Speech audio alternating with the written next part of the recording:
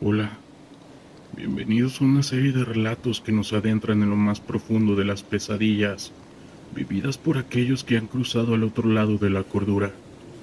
Prepárense para escuchar testimonios que revelan lo inexplicable y lo aterrador, pero tengan cuidado, porque una vez que escuchen estos relatos, posiblemente no podrán olvidarlos.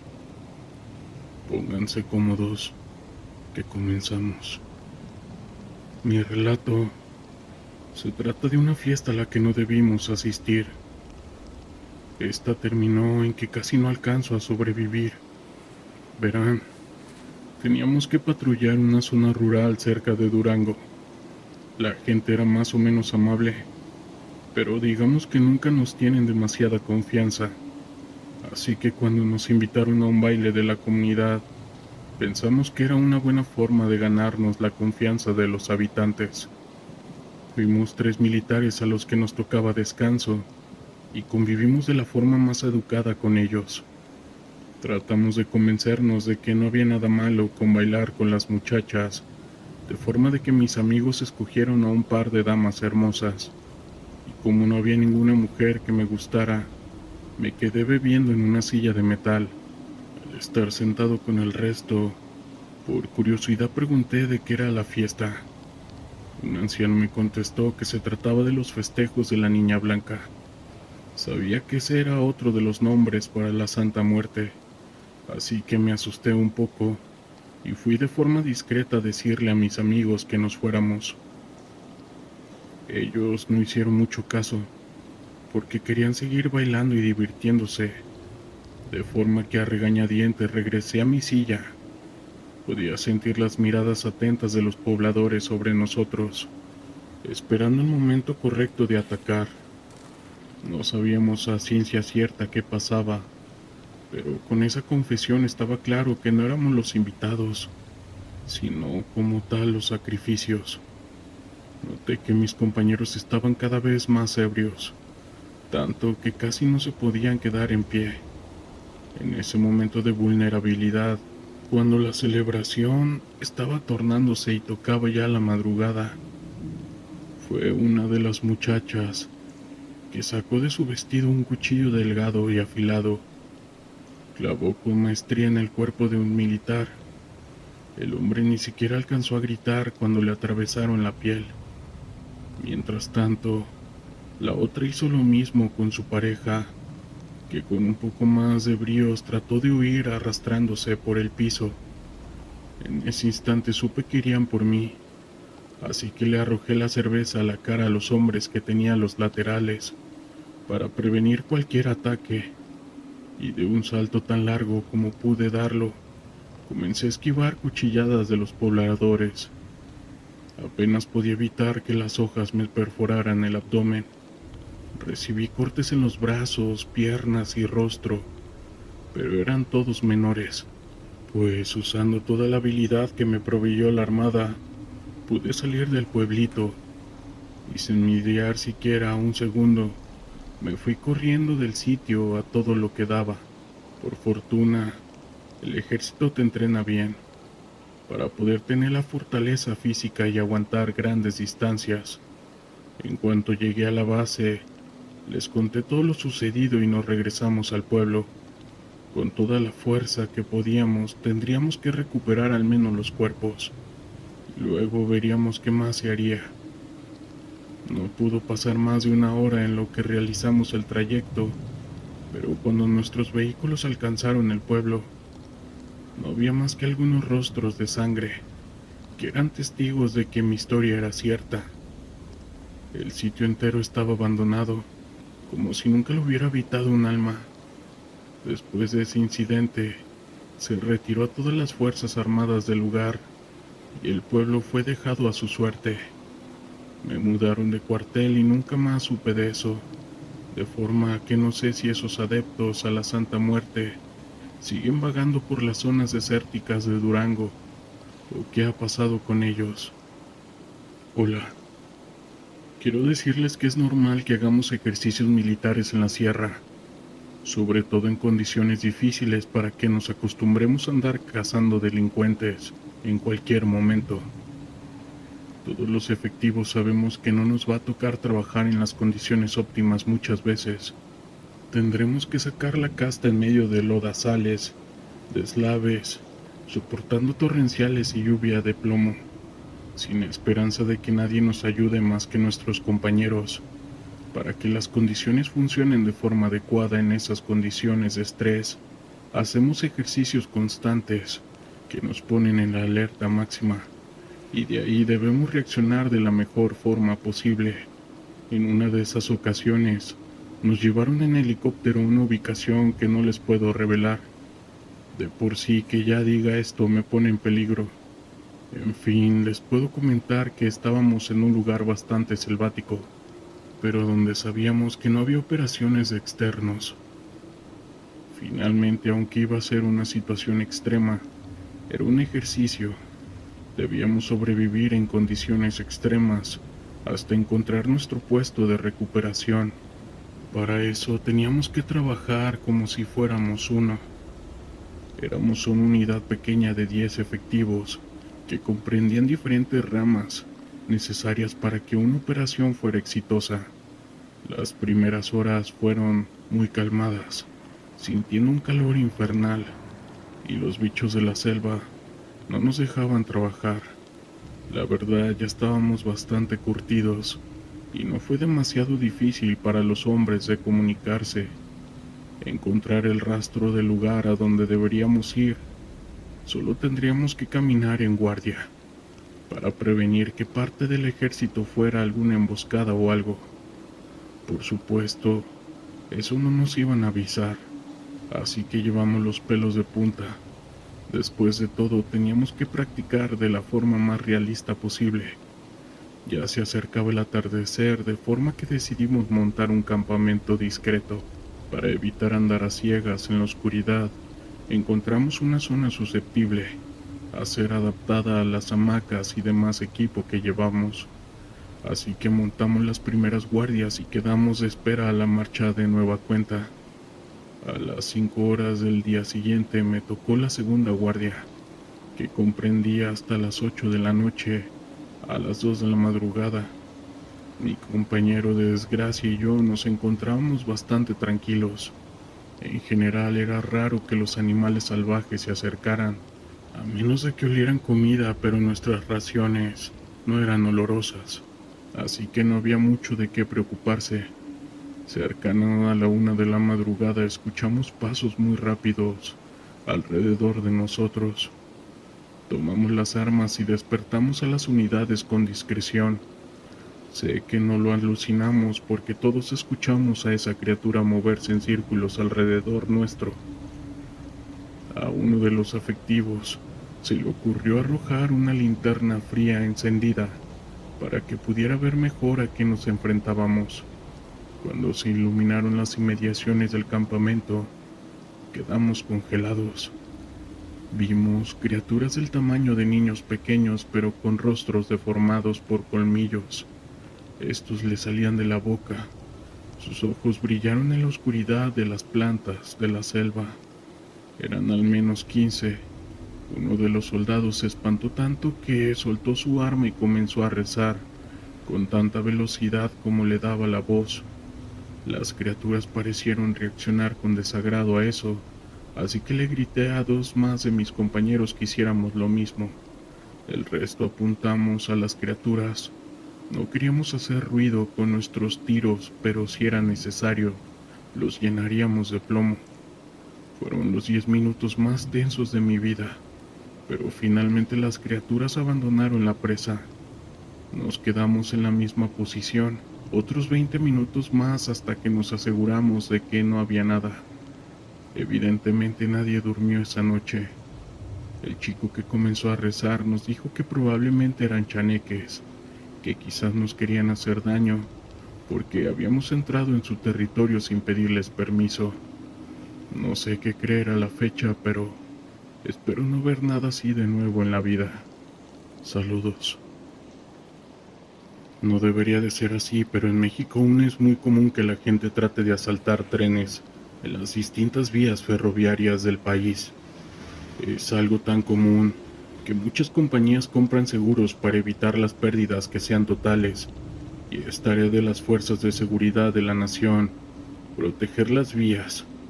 La mayoría de las vías de nuestro ferrocarril fueron establecidas en el Porfiriato, pero hay muchas que ya están descontinuadas. Sin embargo, todavía existen dos en San Luis Potosí. Estas aún pertenecen a dicha época. Una es la México Laredo de 1988 y Aguascalientes San Luis, que terminaba en Tampico. Fueron inauguradas en 1990. Total que a mi grupo le tocaba cuidar de esas vías que la verdad eran bastante tranquilas y que por lo regular había poco que hacer. Eso sí, no nos salvamos del ocasional susto de una aparición poco común. Verán, esto pasaba con regularidad el 2 de noviembre de cada año, a medianoche para ser exactos. Varios compañeros ya me habían dicho sobre eso, pero yo no les creía. Supongo que tiene que ver con ese día. Dicen que los mundos de los vivos y los muertos se acercan bastante y que podemos presenciar sucesos que usualmente no pasan. En fin, mis compañeros y yo presenciamos sobre la México Laredo a un tren que no estaba en horario. No es que nos pasaran las rutas y horas de todos los trenes, pero uno se acostumbra a saber más o menos qué esperar. La primera vez que lo vi me asusté, pues sentir la vibración de las vías mientras estábamos tomando un descanso, porque teníamos la certeza de que no debía pasar ningún transporte en ese momento. Luego pudimos ver a la distancia bolas de humo blanco de un tren de vapor. Las cosas se iban poniendo cada vez más escalofriantes conforme la máquina se acercaba, ya que también escuchamos el chirrido de las vías. Fue entonces que optamos retroceder, porque el vehículo debía venir con demasiado peso encima. Los soldados que estábamos cerca saltamos a los lados, porque observamos cómo venía una máquina a toda velocidad, lanzando vapor y centellas por encima de su cuerpo.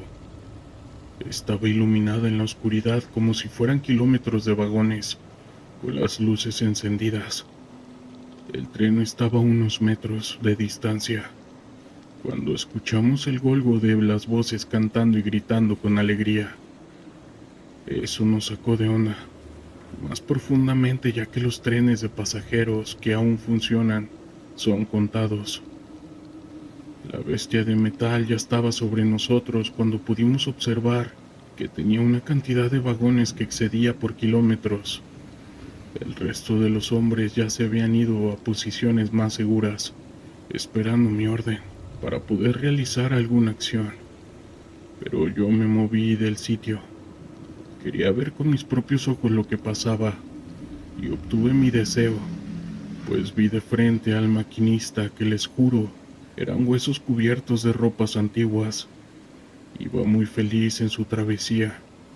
Incluso cuando me vio sonrió tanto que vi cómo su semblante esquelético le permitió y dejó escapar un chirrido de vapor del tren que nos hizo dar un salto hacia atrás. Iban otro par de fallecidos echando carbón en las máquinas. Los vagones traseros eran de transportes de lujo, adornados con maderas y acabados de metal en las ventanas. Estas las asomaban numerosas gentes vestidas de forma antigua, pero muy elegantes, con faldas amplias y chaquetas, cuellos altos muy al estilo de los 1800. Yo no podía decir palabras. Mis hombres estaban como hipnotizados por esa máquina llena de personajes cadavéricos. Incluso deseaba unirme a ellos, subir a ese maravilloso tren y participar de su fiesta. Sentí un dolor en la nuca y acto seguido todo se empezó a ver borroso. No sé qué pasó después, ya que me desperté y era de día. Uno de mis hombres me dijo que yo me estaba acercando de forma peligrosa al tren y que como no sabían qué iba a pasar me gritaron una y otra vez que me detuviera, pero que no les hacía caso. Incluso trataron de detenerme a la fuerza, pero mis 3 hombres bastaron para disminuir mi marcha. Parecía que tenía una furia sobrehumana que me daba empuje para llegar a mi objetivo. En ese momento, mi segundo al mando se decidió y tomó su arma y con tanta delicadeza como le fue posible, me dio un culatazo que me mandó al piso. Me explicó todo eso, bastante confundido y con cabeza baja. Creyó que lo iba a castigar, pero solo lo tomé del hombro y le di las gracias. Aún me pregunto si todo eso fue real, pero lo que más me aterra es pensar que hubiera querido unirme. Saludos. Hola, mi nombre es Juan Carlos Arias. A mí no me toca salir en los operativos. Yo me dedico más al área de cocina. Usualmente si salimos es para operar las instalaciones de raciones que se utilizan en el plan cuando hay algún desastre natural. Esto sucedió en uno de esos desastres. Como sabrán, la época de huracanes es especialmente dañina para las costas del país. Hay zonas que muchas veces son destruidas por el paso de esas fuerzas de la naturaleza, al grado que nos deben mandar para suplir las necesidades alimenticias de la población, hasta que se restablezcan las comunicaciones de tierra. En ese entonces estábamos realizando nuestro trabajo en una de las costas de Cancún, que fue inundada hace varios años. Estuvo tan mal todo que hasta cocodrilos llegaron de los manglares a la ciudad y muchas personas tuvieron que refugiarse en las instalaciones del ejército. Trabajamos día y noche para asegurarnos de que las víctimas de este desastre tuvieran suficiente nutrición y que nuestros compañeros pudieran también tener las calorías suficientes para el trabajo. Fue duro, pero lo que me impactó más es algo de lo que nadie habla. Era que por las noches escuchábamos gritos desgarradores que simulaban cantos en la zona inundada. No era posible que fuera algún sobreviviente. Ya habíamos pasado la franja de días en que podríamos haber encontrado personas vivas. Eran cantos inhumanos que partían la noche. Tratamos de consolarnos pensando que era el viento, pero algunas personas de la zona murmuraban que eran los cantos de la Ixtabay, buscando nuevas víctimas, y que ahora el agua había cubierto todo. Ella había aprovechado para tener a la gente a seguir sus palabras. Dudo mucho que alguien quisiera acercarse a esa voz desprevenida. Lo cierto es que cuando terminamos, un par de efectivos se perdieron en las operaciones. No encontramos los cuerpos, así que se informó que estaban desaparecidos. Se les llevaron a cabo los protocolos correspondientes, mas nunca supimos si realmente la Ixtabay se los había llevado, o algún otro cocodrilo o el mismo mar. Desde ese día siempre trato de traer conmigo algún amuleto. Nunca se sabe cuándo podrán necesitar algo de protección extra contra aquellos seres ocultos que habitan en nuestra tierra. Saludos. Hola, me llamo Juan Carlos y soy de Tepic. Como lo he comentado antes, a mí me encantan estos temas paranormales, sobrenaturales, ovnis y en sí todo lo que es misterio.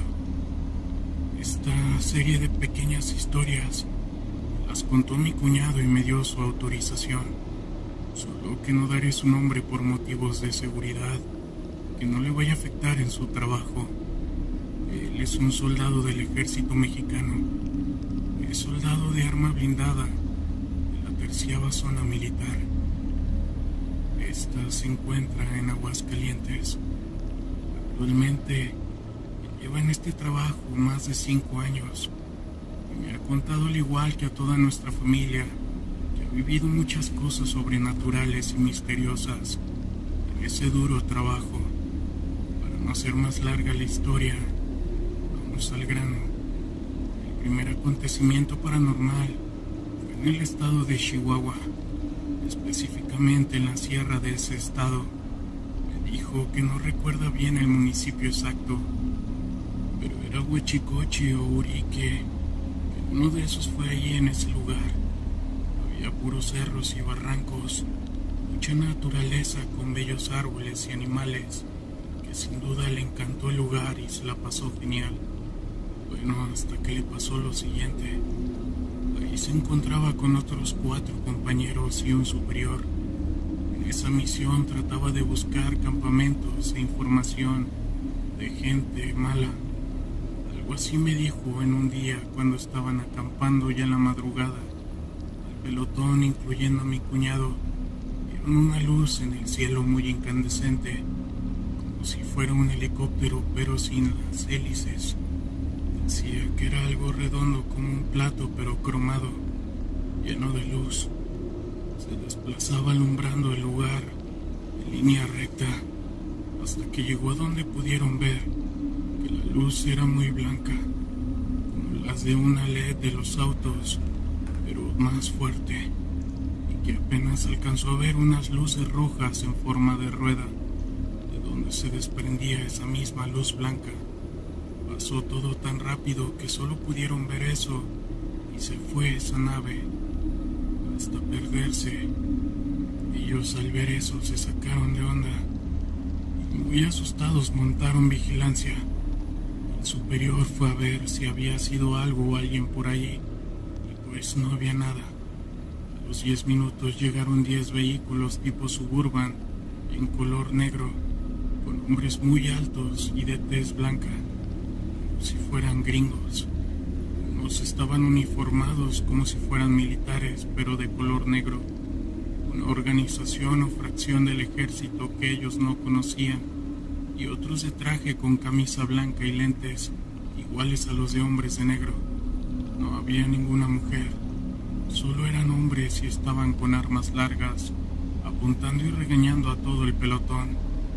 Les dijeron que qué hacían ahí. Un ex sargento les explicó que ellos lo que hacían en ese lugar. Nuevamente recibieron un regaño y gritos.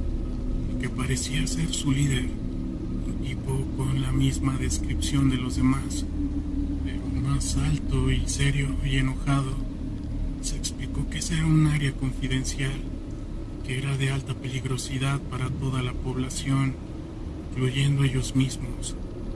Había cosas que no debían de ver y oír, mucho menos deberían de hablarlo con alguien, que nadie les iba a creer y que sería mejor ni mencionarlo, o ellos mismos lo sabrían. Enseguida pasaron 5 helicópteros muy grandes y fuertes, armados. Pasaron por todo el área como si buscaran algo, o si se les hubiera perdido una cosa muy valiosa. Después los sacaron y corrieron del área. Les hicieron caminar toda la noche hasta el pueblo más cercano. Ya en el desayuno, todos acordaron que no dirían nada. Si acaso se quedaría como un relato para gente de confianza, y que esas cosas de los ovnis sí existen, y que tuviera mucho cuidado.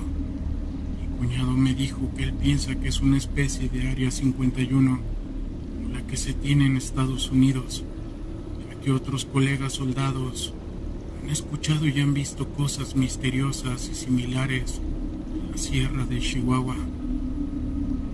El otro acontecimiento misterioso ocurrió en la sierra de Nayarit. El lugar fue por la mesa de Nayarit, la mesa del Nayar, lugar muy adentro de ahí. Mencionó que ese lugar le gustó mucho, que nunca imaginó ver esa naturaleza tan bella en el estado. Y su pelotón y él estaban buscando plantíos de hierba y también de amapola para destruirlos.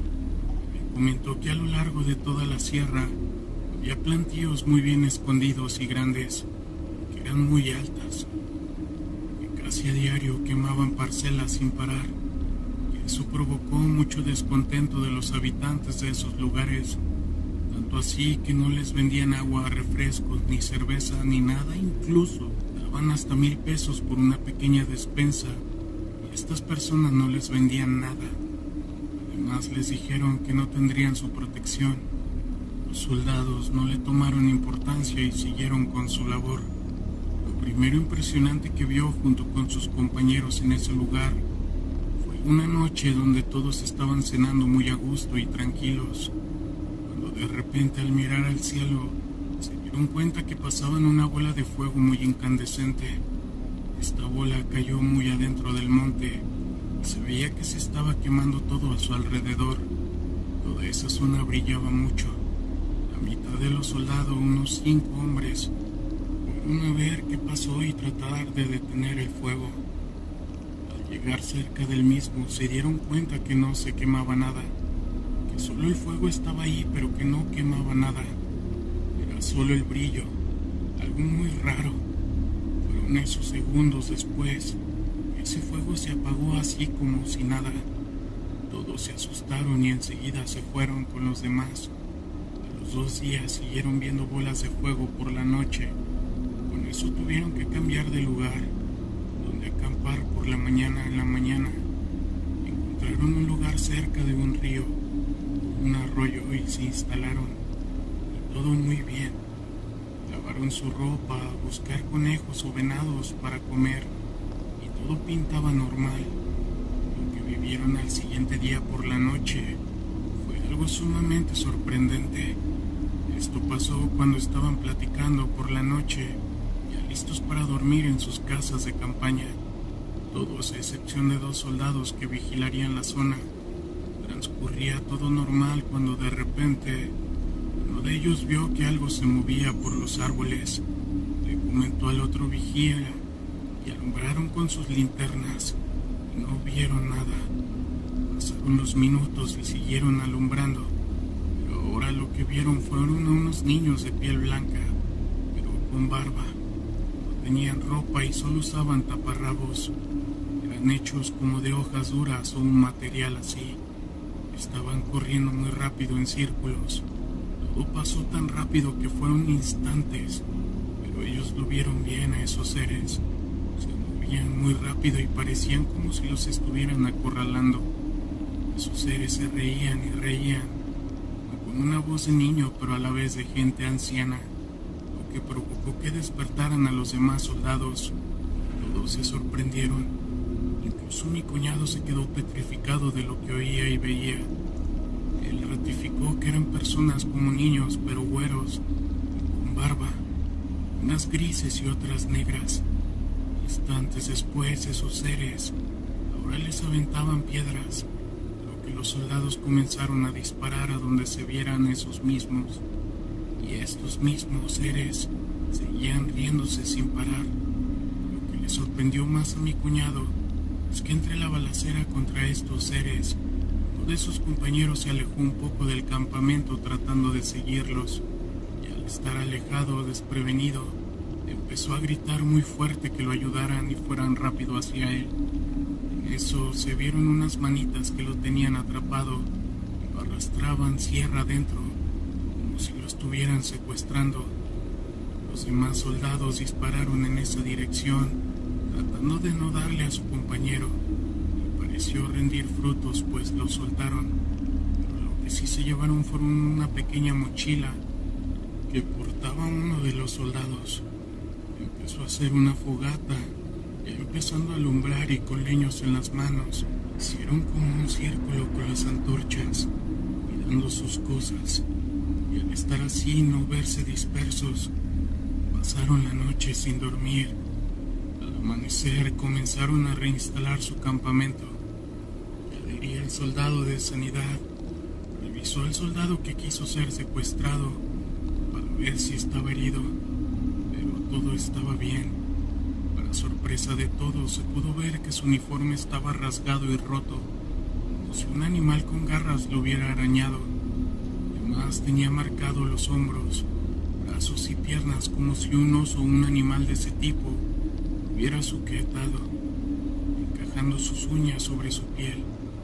Esto desconcertó a todo el pelotón, por lo que optaron por cambiar de ubicación. El superior les dijo que eran libres de contar esa experiencia, pero que no pensaran tanto en ello para que el miedo no les persiguiera, ya que tenían que continuar con su misión. Y así es como le han pasado varias cosas. Quizás más adelante les pueda mandar algunas otras más. Saludos. Mi nombre es Alejandro. Soy un ex policía federal. Cuando trabajaba para dicha corporación me tocó vivir de todo tipo de experiencias, algunas muy gratas que provocaba una gran satisfacción recordarlas, anécdotas vividas con grandes compañeros y amigos que nunca se me van a olvidar. Pero también hay experiencias muy peligrosas y otras muy tétricas que lamentablemente también se quedarán para siempre en mi memoria. Más de una vez arriesgamos nuestras vidas por cumplir con nuestro deber, enfrentándonos a personas y situaciones adversas. Y también más de una vez nos enfrentamos a cosas desconocidas, pertenecientes al ámbito sobrenatural. Y el día de hoy les escribo para contarles una de ellas, tal vez de las más fuertes y también conocidas por muchas personas, ya que hubo decenas de testigos, y no solo de mi corporación. Verán, en la década pasada, había sido una de las más crudas y difíciles que nos ha tocado vivir en el país, pues la delincuencia creció exponencialmente. Durante esos años y la guerra contra los cárteles cobró miles de vidas. Hay poblados e incluso estados enteros del país que prácticamente trabajan bajo el poder de los cárteles, y para evitar ser rebasados en personal y armamento, hubo la necesidad de coordinarnos con otras dependencias del gobierno para poder hacerles frente. Bajo esta premisa, permítanme compartirles una aterradora experiencia. Esto fue el año del 2014. Durante la ejecución de un operativo a varios compañeros míos, nos mandaron al estado de Michoacán, específicamente a un poblado llamado Nueva Italia de Ruiz, situado en la región de la Tierra Caliente. Curiosamente, el nombre le hacía bastante honor al sitio, por una parte por los intensos calores que hay y se sienten, y por otra parte por la alta frecuencia de enfrentamientos contra los miembros del crimen organizado.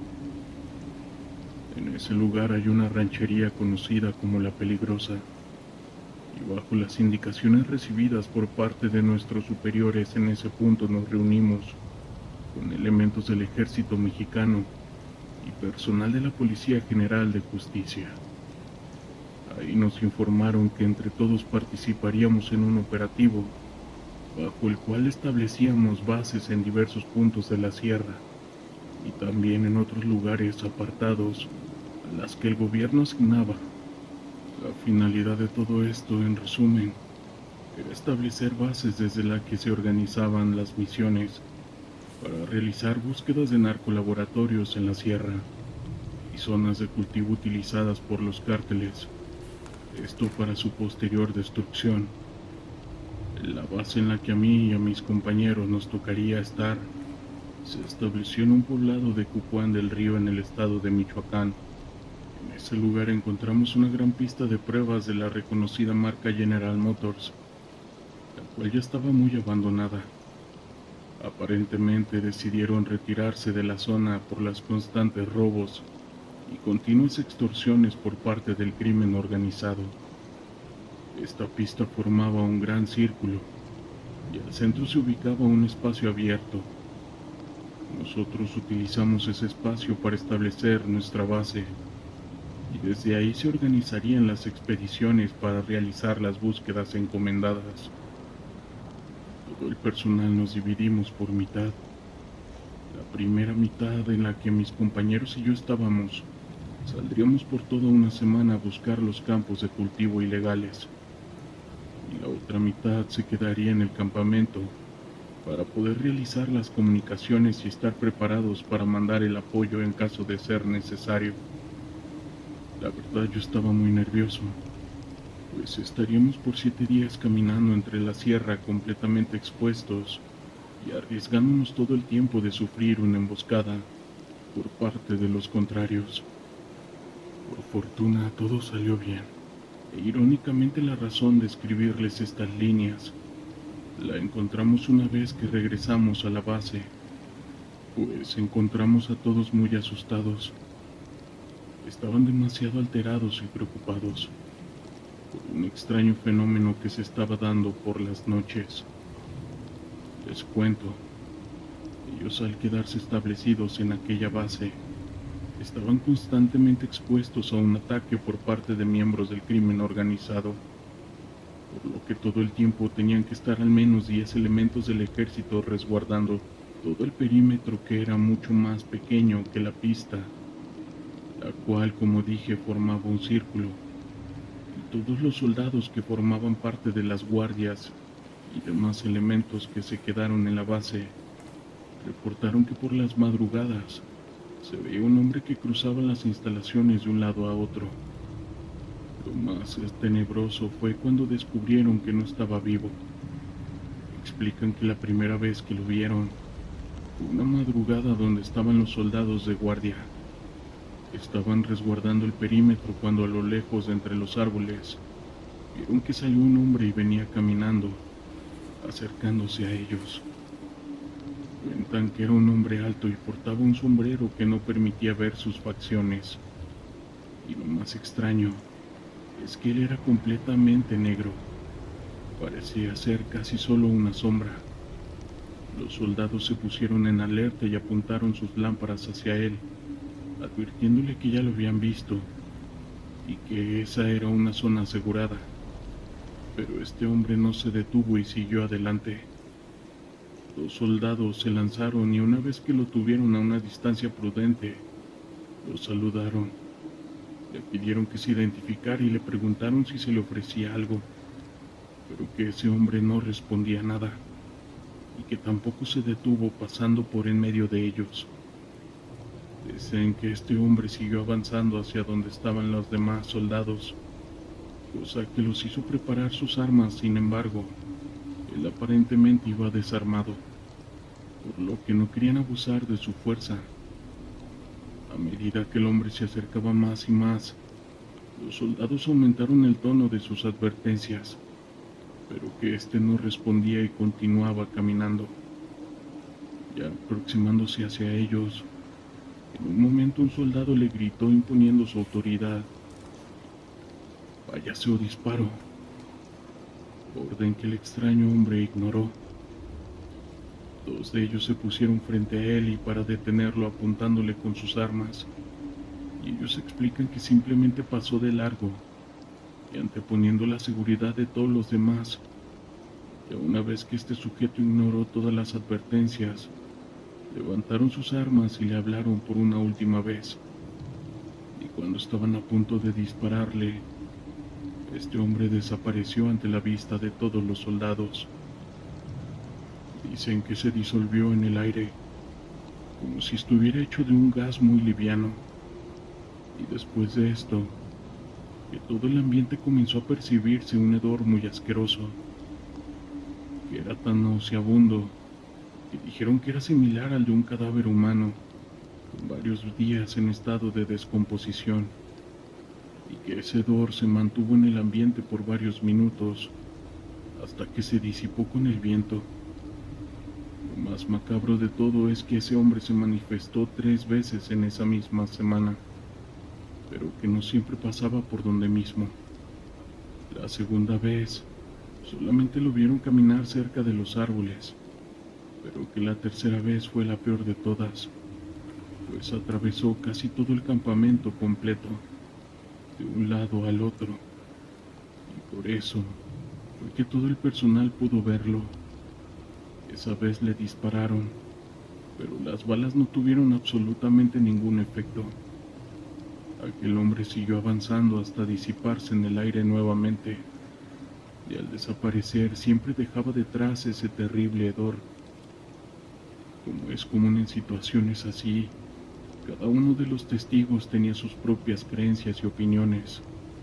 Sin embargo, no había duda alguna de que ese hombre no pertenecía a este mundo. Todos los compañeros y yo que fuimos a realizar la búsqueda y destrucción de narcolaboratorios, regresamos a la semana de haber partido, y a todos nos recibieron con esa tétrica historia. Fue demasiado irónico que se quedaron en la base y fueron los que se llevaron la peor parte. Sin embargo, aún faltaba pasar una última noche más ahí para poder retirarnos. La misma noche que llegamos, mis compañeros de la búsqueda y yo, mientras estábamos descansando, nuestros perros que siempre llevábamos para compañía y como alerta, comenzaron a ladrar de manera intensa. Nosotros pensamos que podrían estar ladrándole a algún animal, ya que en esa zona abundan zorrillos, tlacuaches, tejones, pero de repente los perros comenzaron a llorar. Varios soldados entraron corriendo por nosotros, diciendo que ese hombre se estaba manifestando de nuevo, y nosotros salimos para comprobarlo. De forma escalofriante descubrimos que todo era real. Yo lo vi con mis propios ojos. Aquel hombre salió de entre los árboles. Medía como unos 70 de estatura, y tenían razón. Su apariencia era realmente extraña, porque era completamente oscuro, más oscuro que la propia noche. Era más bien como una silueta. Esta venía acercándose a nosotros, lo que nos puso bastante nerviosos. Honestamente, no sabíamos a qué nos estábamos enfrentando. Los soldados apuntaron hacia él con sus linternas, pero no lo iluminaban. Fue demasiado tétrico.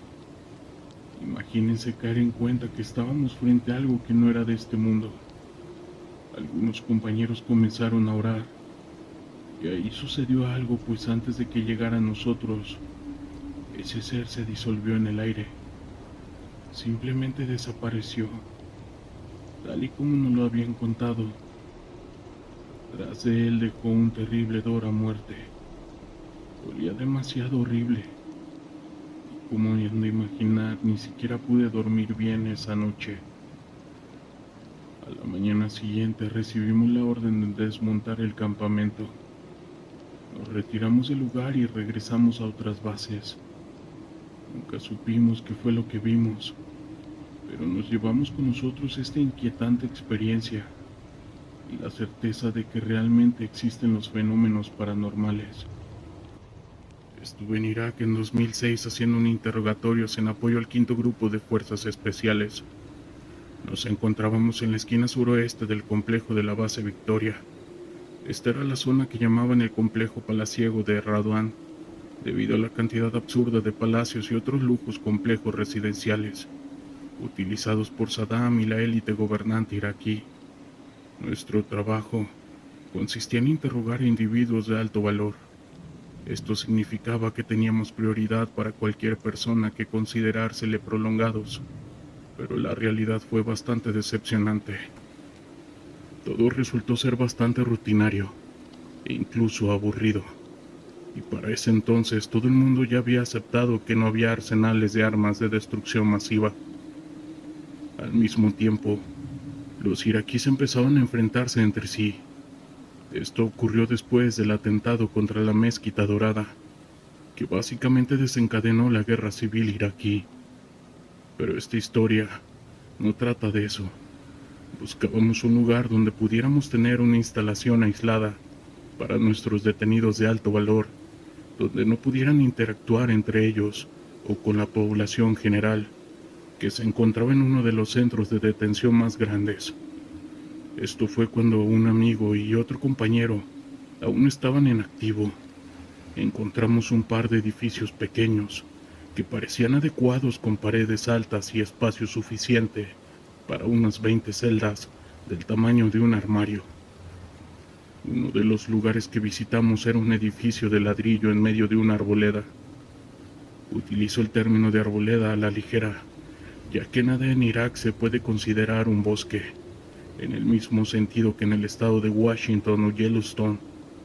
Este era solo un grupo de árboles en medio de la nada.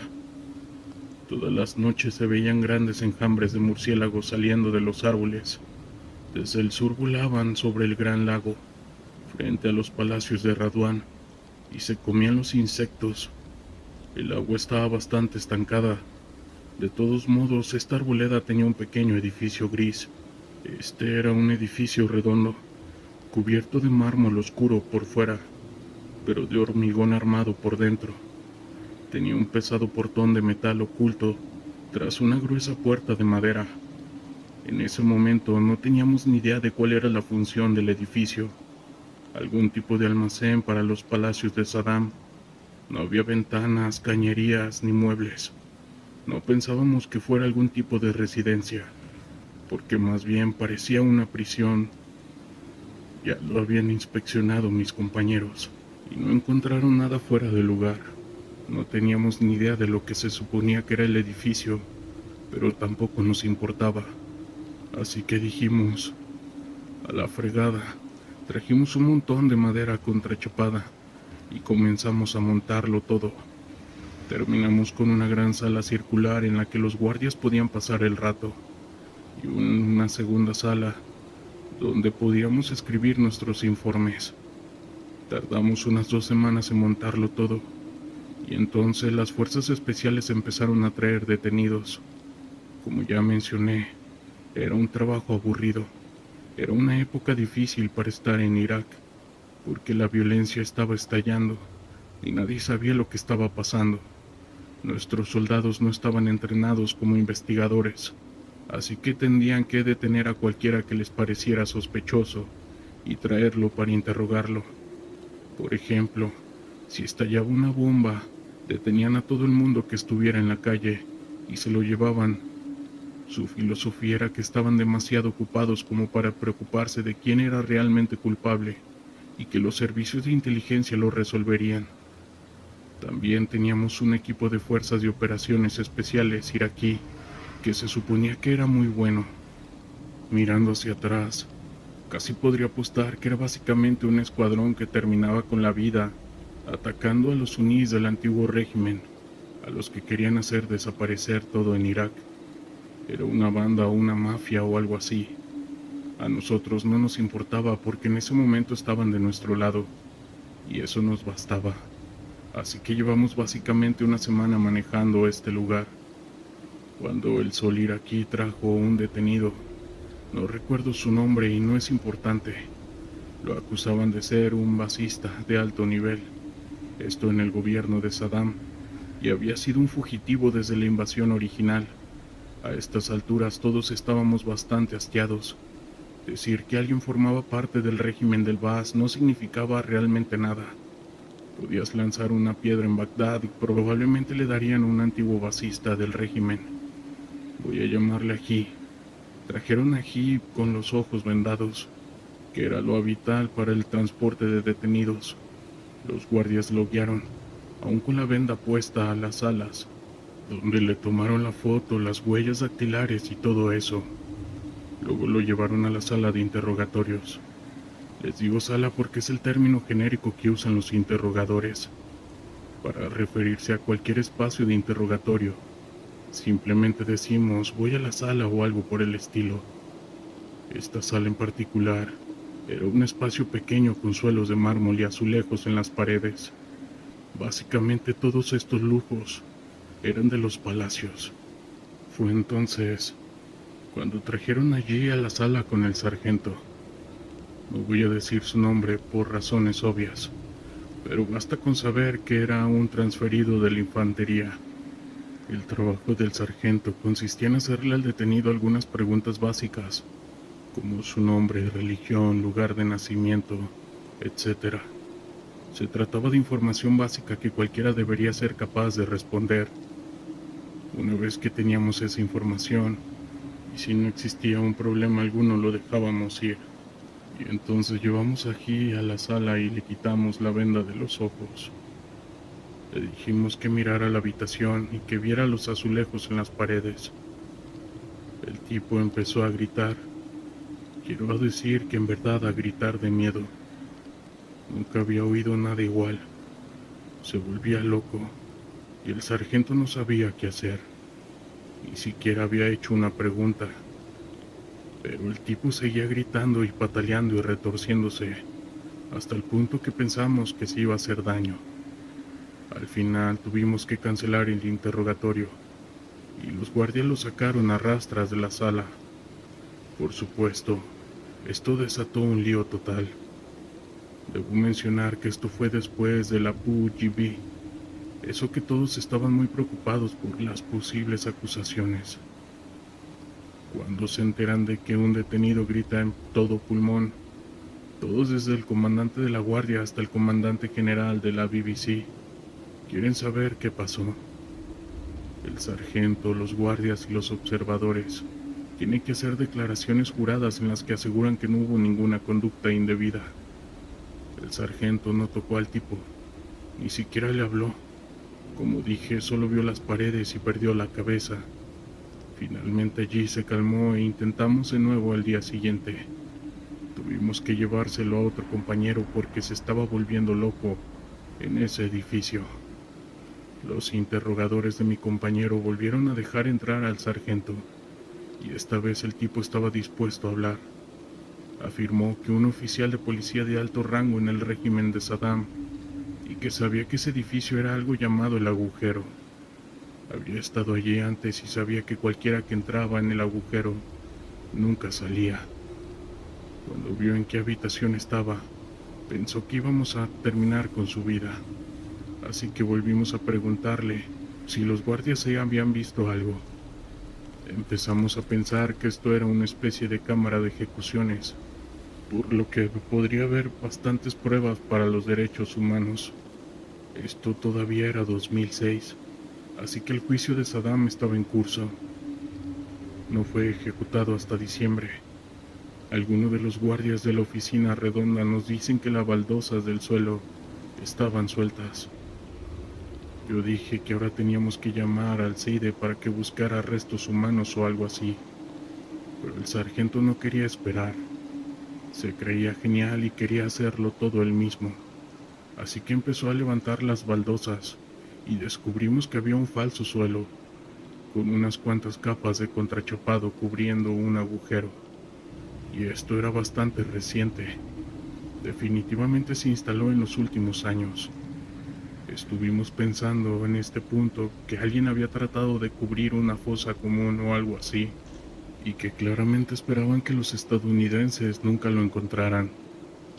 El agujero en sí era básicamente redondo y de 2 metros de ancho, y se bajaba por un largo camino. Literalmente lo primero que hizo el sargento fue romper una luz química y dejarla caer por el agujero.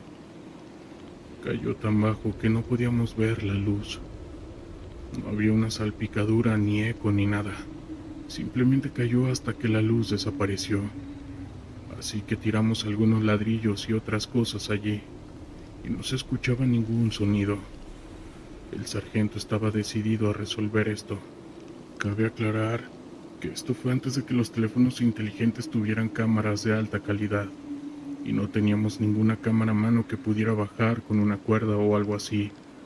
Pero el sargento había ido a la escuela Pathfinder y estaba muy orgulloso de ello, pues sabía cómo hacer rappel y era un experto certificado en manejar equipos con cuerdas. Así que agarró una bastante larga, la amarró y se enganchó. No pude enfatizar lo tonto que fue esto, pero nadie lo detenía. Así que el sargento comenzó a descender. Al principio todo iba bien. Hablaba con nosotros y nos decía que hacía frío en el agujero, pero que no podía ver ni oler nada. La cuerda tenía al menos 30 metros de largo. Estaba atada al enganche exterior, así que no imaginamos que se le vaya a acabar. De repente, teníamos a un soldado sentado en el asiento, en caso de que necesitáramos sacarlo rápidamente. El sargento seguía bajando, y nos gritaba que se estaba rompiendo. Pidió que lanzáramos otra luz química, así que esperamos unos 3 segundos y luego empezó a gritar. Ni siquiera tuvo tiempo de decirnos de que tenía miedo el sargento. Solo estaba gritando, y luego empezó a gritar de dolor. Incluso peor que los gritos del detenido de antes. No tengo ni idea de lo que estaba pasando ahí abajo. Imagino que así gritaría alguien si lo estuvieran atacando. Ahora los guardias le gritaban al soldado que lo sacara de allí. Empezó a dejar que el ambi avanzara y la cuerda empezara a subir. El sargento estaba de pie en el borde de la fosa, mirando hacia el agujero mientras subía la cuerda. Debo mencionar en este punto que el sargento no tenía un arma, ninguno de los interrogadores la tenía. Esto era por seguridad, solo tenían unos bastones, pero el único arma permitida en las instalaciones era una M9 que llevaba otro sargento de guardia. Las demás armas estaban bajo llave, así que todo el mundo estaba gritando. Fue un momento de bastante estrés, al ver que la cuerda estaba subiendo pero no lo suficientemente rápido. Fue entonces cuando el sargento segundo sacó su arma y disparó 3 tiros, directo al agujero. Fue en ese instante cuando el sonido se detuvo. La gente subestima por lo regular lo ruidoso que es un disparo, especialmente en una pequeña habitación de concreto como esa. Nosotros no podíamos oír nada, solo el sonido chirriante del tinnitus que sentíamos por el disparo. Pero el sargento ya no estaba gritando. La cuerda seguía subiendo, pero el sargento no venía en ella. Eventualmente la cuerda estaba cubierta de sangre y una sustancia negra. Los guardias ordenaron a todos salir. Nunca vi lo que pasó después y hasta el día de hoy no tengo ni idea de lo que pasó.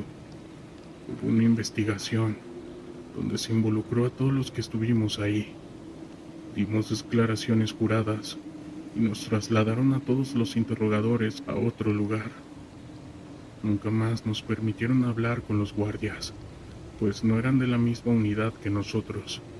Sabrá Dios qué le habrá pasado al sargento. Saludos.